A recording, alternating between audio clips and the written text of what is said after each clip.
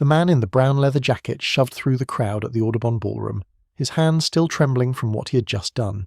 Behind him, Malcolm X lay dying on the stage floor. The killer thought he had a clear path to the street. He thought he could disappear into Harlem and vanish forever. But when he pushed through those doors into the February cold, Bumpy Johnson was already waiting. The trap had been set before the first shot was even fired. There was nowhere left to run. So here's how it actually happened. To understand that day, you have to understand who Bumpy Johnson was and why Malcolm X mattered to him. Bumpy Johnson was not just some neighborhood tough. By 1965, he was a living legend in Harlem, a man whose name carried weight on every street corner from 110th to 155th. He had been running those streets since the 1930s, when he arrived from South Carolina as a teenager with nothing but anger and ambition. People said he got the nickname Bumpy from a lump on the back of his head, a reminder of some forgotten fight. But the name stuck because Bumpy was the kind of man who left an impression. He rose through the ranks during the Prohibition era, when Harlem was wild and dangerous and full of opportunity for men who knew how to move in the shadows. He worked with Stephanie St. Clair, the infamous queen of Harlem numbers, learning the game from someone who understood power and territory. When the Italian mob tried to move into Harlem and take over the gambling rackets, Bumpy helped push them back. He became known as someone who protected Harlem from outsiders who wanted to exploit it. That reputation meant everything in a neighborhood where most black people had no protection from anyone. By the time the 1960s rolled around, Bumpy Johnson was in his late 50s, a man who had survived decades in a business where most men died young. He dressed sharp, always in tailored suits with silk ties and polished shoes. He carried himself with a quiet dignity that made people step aside when he walked down Lenox Avenue. He was not loud or flashy. He did not need to be. Everyone knew who he was. Store owners nodded respectfully when he passed. Young men studied the way he moved, hoping to learn something. Old women called him Mr. Johnson, and meant it. But Bumpy was more than just a crime boss. He had a code. He believed Harlem belonged to the people who lived there, and he saw himself as a protector of that community. He hated drug dealers who poisoned the neighborhood. He hated pimps who exploited young women. He hated anyone who preyed on the weak. If someone broke into a local shop or hurt an elderly person, Bumpy made sure they regretted it. The police might not care what happened in Harlem, but Bumpy Johnson did. That was why people respected him, even when they feared him. He was dangerous, but he was their dangerous man. Malcolm X was different, but in some ways, he and Bumpy were fighting the same battle. Malcolm was born Malcolm Little in Omaha, Nebraska, in 1925. His father was killed when Malcolm was 6, probably murdered by white supremacists. His mother had a breakdown and was institutionalized.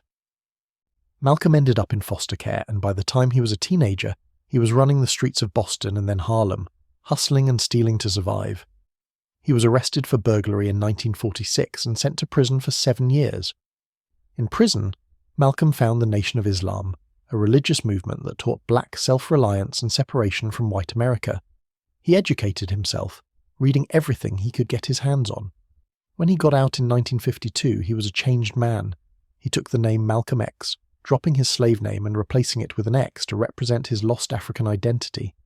He became a minister, and the nation's most powerful spokesman. His speeches were fire. He talked about black pride and self-defense and the hypocrisy of white America in ways that terrified white people and inspired black people who were tired of being told to wait patiently for justice. By the early 1960s, Malcolm was one of the most recognizable black leaders in America. He packed auditoriums wherever he spoke. His words reached people who felt the civil rights movement was too soft, too willing to compromise. While Martin Luther King Jr. preached nonviolence and integration, Malcolm talked about freedom by any means necessary. He said black people had the right to defend themselves.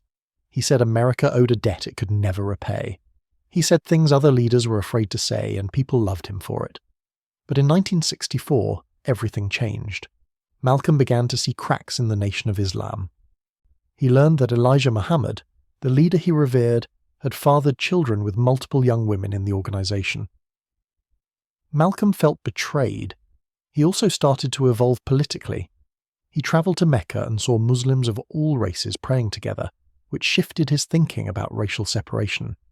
He began to move toward a broader vision of human rights rather than just black nationalism. In March of 1964, he officially broke from the Nation of Islam and started his own organizations, the Muslim Mosque Incorporated and the Organization of Afro-American Unity. The split was bitter and public.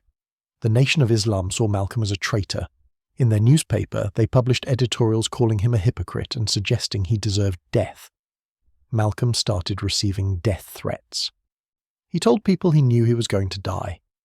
On February 14, 1965, exactly 1 week before his assassination, his house in Queens was firebombed in the middle of the night. Malcolm, his wife Betty, and their 4 young daughters barely escaped. Malcolm publicly blamed the Nation of Islam. The nation denied it and suggested Malcolm had done it himself for publicity. The tension was unbearable. Everyone in Harlem could feel it. Bumpy Johnson watched all of this with deep concern. He and Malcolm knew each other from the old days, back when Malcolm was Detroit Red, a street hustler working the nightclubs and running numbers. Bumpy remembered that young man who was smart and angry and headed for destruction. He had watched Malcolm transform himself in prison and become a leader. Bumpy respected that. Not many men could change their lives that completely. Not many men could go from criminal to revolutionary. They were not close friends, but there was mutual respect. They had conversations over the years, usually brief encounters on the street or in restaurants.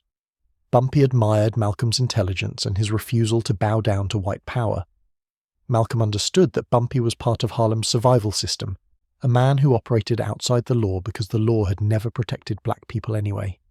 They both knew what it meant to be black and powerless in America. They both found their own ways to fight back. In the weeks before Malcolm's death, Bumpy heard the rumours spreading through Harlem. People were saying the Nation of Islam had put a hit on Malcolm. People were saying Malcolm would not live to see the spring.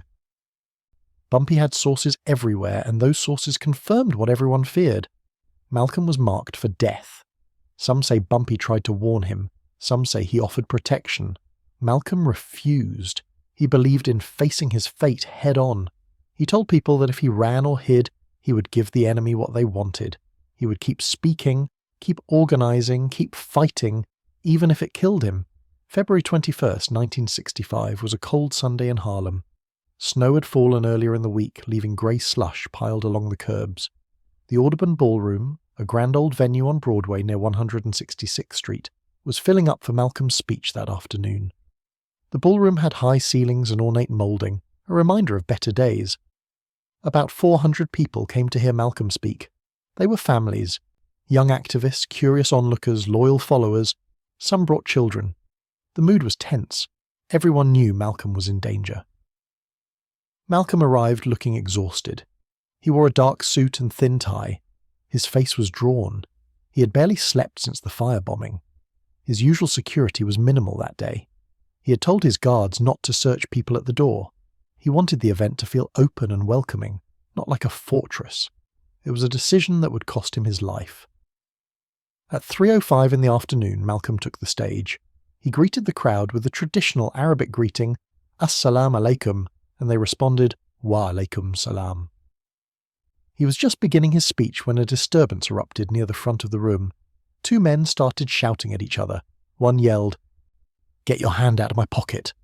It was a classic distraction, something to draw attention away from what was about to happen. Malcolm's guards moved toward the commotion. Everyone turned to look.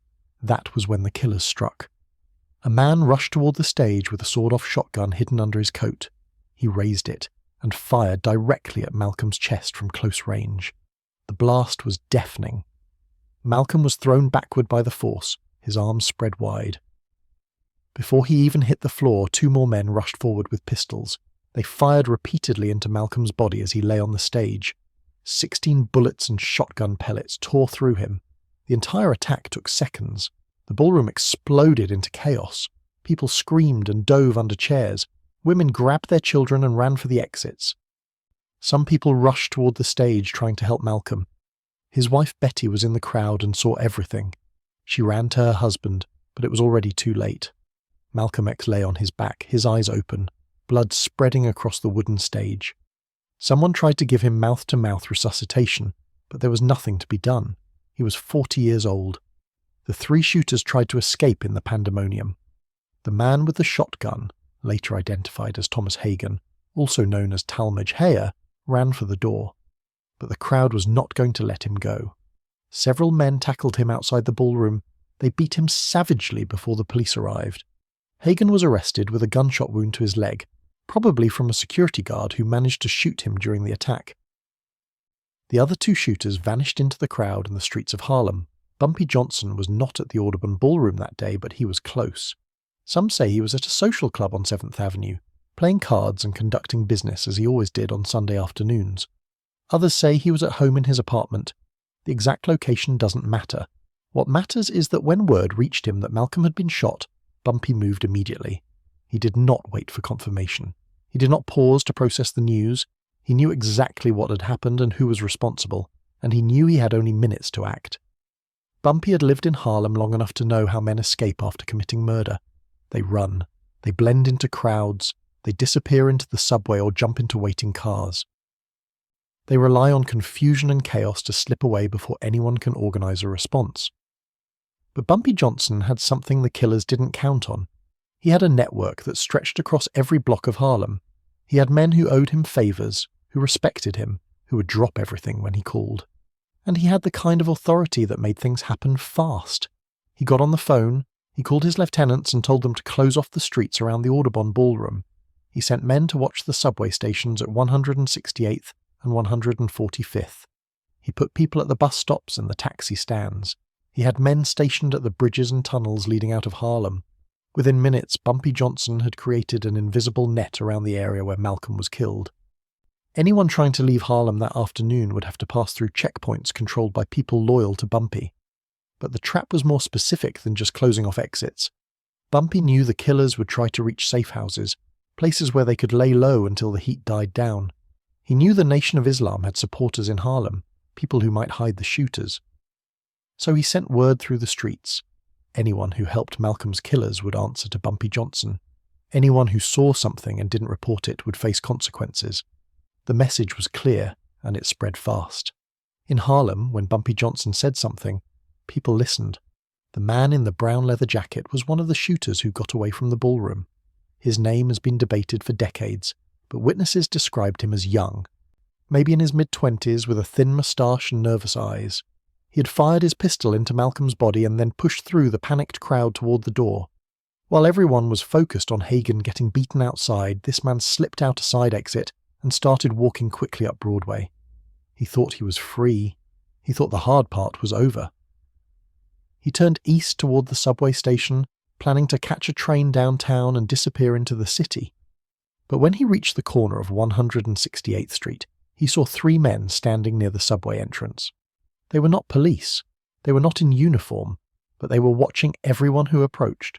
And when they saw the man in the brown leather jacket walking too fast and looking too nervous, they stepped forward to block his path. The killer realized immediately what was happening. These were Bumpy's men. He turned and started walking in the other direction, his heart pounding. He walked faster, then started to run. But everywhere he turned, there were more men watching. On the corner of Amsterdam Avenue, two more men stood smoking cigarettes, their eyes tracking him as he passed. Near the entrance to a bodega, an older man in a grey fedora stared at him with cold recognition. The killer felt the net tightening. He was being herded, pushed toward a specific destination whether he knew it or not. He ducked into a tenement building, hoping to lose his pursuers in the maze of hallways and fire escapes. But when he reached the back exit, two men were already there waiting. One of them was tall and broad-shouldered, wearing a long black coat. The other was smaller, but moved with the casual confidence of someone who had done this before. They did not pull weapons. They did not need to. They simply stood in his way and waited. The killer backed up slowly, his hand reaching for the pistol in his waistband. But before he could pull it, more men appeared behind him, cutting off his retreat. He was surrounded in a dim hallway that smelled of cooking grease and old wood. Someone said, "You're not going anywhere." Someone else said, "Bumpy wants to talk to you." The killer's shoulders sagged. He knew it was over. They took him to a basement apartment a few blocks away. It was not a torture chamber or an execution room. It was just a plain, sparsely furnished space with a table and a few chairs. Bumpy Johnson was already there, sitting at the table, smoking a cigarette. He was dressed as he always was, in a dark suit and tie, his grey hair neatly combed. He looked at the killer the way a man might look at a bug he found in his kitchen, something annoying and unwelcome that needed to be dealt with. Bumpy did not yell or threaten. He spoke quietly, his voice calm and steady. He asked the killer if he understood what he'd just done. He asked him if he knew what Malcolm X meant to Harlem. The killer tried to justify himself, saying he was following orders, saying Malcolm was a traitor to the nation. Bumpy cut him off. He said there was no justification for killing a man in front of his wife and children. He said there was no excuse for taking away one of the few leaders who truly understood what black people were facing in America. Bumpy made a phone call. Within 15 minutes, 2 police detectives arrived at the basement. They were cops who worked with Bumpy on occasion, part of the complicated web of corruption and cooperation that existed between law enforcement and Harlem's underworld. Bumpy handed the killer over to them without ceremony. He told them where the man had been and what he'd done. The detectives took the killer into custody. He would later be identified and questioned, though the official investigation would become murky and controversial in the years to come. Thomas Hagen, the man who was caught outside the ballroom, eventually confessed to his role in the assassination. He identified 2 accomplices, Norman 3X Butler and Thomas 15X Johnson, both members of the Nation of Islam. Butler and Johnson were convicted along with Hagen, but both men always maintained their innocence. Decades later, evidence would emerge suggesting Butler and Johnson were not actually involved, that they had been wrongfully convicted. In 2021, their convictions were finally overturned. The real identities of the second and third shooters remain uncertain, though many investigators believe they were indeed Nation of Islam members who were never properly identified or prosecuted. But on that cold February day in 1965, Bumpy Johnson made sure that at least one of Malcolm's killers would not walk free. He used the power he had built over 30 years to deliver a kind of justice the system might never provide. Whether the man he caught was one of the main shooters or an accomplice, or someone else involved in the conspiracy, is less important than what the act represented. Bumpy sent a message to Harlem and to the Nation of Islam. He said that Malcolm X mattered. He said that murder would not be tolerated. He said that even in a world where black lives were cheap, some lives carried weight and demanded accountability. The police investigation into Malcolm's assassination was troubled from the start. The crime scene was chaotic. Evidence was lost or mishandled. Witnesses gave conflicting accounts. Some people believed the FBI or the CIA were involved because Malcolm had become an international figure who threatened American interests. Others believed it was purely an internal Nation of Islam hit, ordered by leaders who saw Malcolm as a dangerous defector. The truth probably lies somewhere in between, a complicated mix of organizational rivalry, government surveillance, and individual grudges that all came together on that terrible Sunday afternoon. What is certain is that the official story never fully satisfied people who knew Malcolm or who lived through that time. There were too many unanswered questions, too many suspicious circumstances, too many people who seemed to know it was coming but did nothing to stop it. The conviction of Butler and Johnson, who were almost certainly innocent, added another layer of injustice to an already tragic story. Malcolm X deserved better. His family deserved better. Harlem deserved better. In the days after the assassination, Harlem was a neighborhood in mourning. People walked the streets in silence. Black crepe hung in shop windows. Malcolm's funeral at the Faith Temple Church of God in Christ drew over 1,500 people, with thousands more standing outside. Ossie Davis delivered a eulogy that captured what Malcolm meant to black America. He called Malcolm our own black shining prince, and said he was a man who did not hesitate to die because he loved his people so deeply. The words rang true for everyone who had followed Malcolm's journey from street hustler to revolutionary leader. Bumpy Johnson did not attend the funeral. He was not a man for public displays of grief, but people who knew him said he was deeply affected by Malcolm's death. Some said he felt guilty for not doing more to protect Malcolm before the assassination.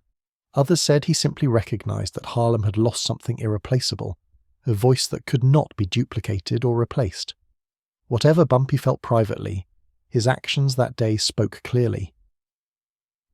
He used his power to ensure that Malcolm's killers would not escape unpunished, at least not entirely. The story of what Bumpy did after Malcolm's death became legend in Harlem. People told it in barbershops and bars and on front stoops. They told it with pride because it showed that someone with real power had cared enough to act. It didn't matter that Bumpy was a criminal. It didn't matter that his methods were outside the law. What mattered was that he stood up when it counted. He made sure justice was served, at least partially, in a world where justice for black people was rare. Bumpy Johnson himself would not live much longer.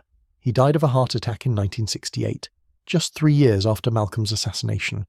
He was at Wells' restaurant in Harlem having breakfast with a friend when he collapsed. He was 62 years old. His funeral drew massive crowds, proof that Harlem had not forgotten the man who had protected their neighborhood for decades. Bumpy was a complicated figure, a man who did terrible things in service of what he believed was a greater good. History doesn't know quite what to do with men like him, men who lived in the grey areas between hero and villain. Malcolm X's legacy only grew after his death. His autobiography, written with Alex Haley, became one of the most important books of the 20th century. His speeches were studied by new generations of activists. His ideas about black pride and self-determination influenced the Black Power movement, the Black Panthers, and countless other organizations fighting for justice. Malcolm became larger in death than he ever was in life. A martyr whose vision of liberation continued to inspire people around the world. The connection between Bumpy Johnson and Malcolm X represents something important about that era in Harlem. It shows how different kinds of power can intersect in the struggle for dignity and survival. Malcolm had moral authority and the ability to move people with words. Bumpy had street power and the ability to move people with action. Neither man was perfect. Both made choices that can be questioned. But in the moment when Malcolm was murdered, Bumpy used what power he had to respond. He didn't give speeches or write essays. He set a trap and made sure one of the killers couldn't walk away.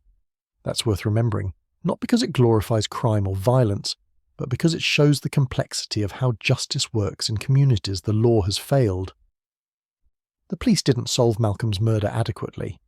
The FBI and CIA were more interested in surveillance than protection. The courts eventually convicted innocent men while the real killers may have escaped. In that vacuum of official justice, Bumpy Johnson acted according to his own code. He protected Harlem the only way he knew how. The questions about Malcolm's assassination persist to this day. Who ordered the hit? Were there more shooters than the 3 identified? What role did government agencies play? Were there people in Malcolm's organization who betrayed him? These questions may never be fully answered, but the fact that people keep asking them shows how much Malcolm still matters. His death was not just a personal tragedy. It was a political assassination that robbed America of one of its most brilliant and challenging voices at a moment when that voice was desperately needed. For the people who lived in Harlem in 1965, the assassination of Malcolm X felt like losing a family member. He was not a distant celebrity. He was someone who walked their streets, ate in their restaurants, spoke their language. When he died, a part of Harlem died with him. But the fact that Bumpy Johnson acted so quickly to trap one of the killers gave people some small measure of comfort.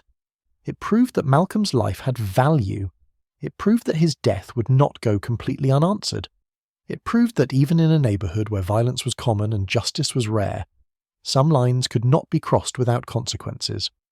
On that day in Harlem, one man made sure at least one killer would face justice. Bumpy Johnson was many things. He was a criminal, a boss, a protector, a problem, and a legend. But in that moment, he was a man who refused to let Malcolm X's murderer walk free.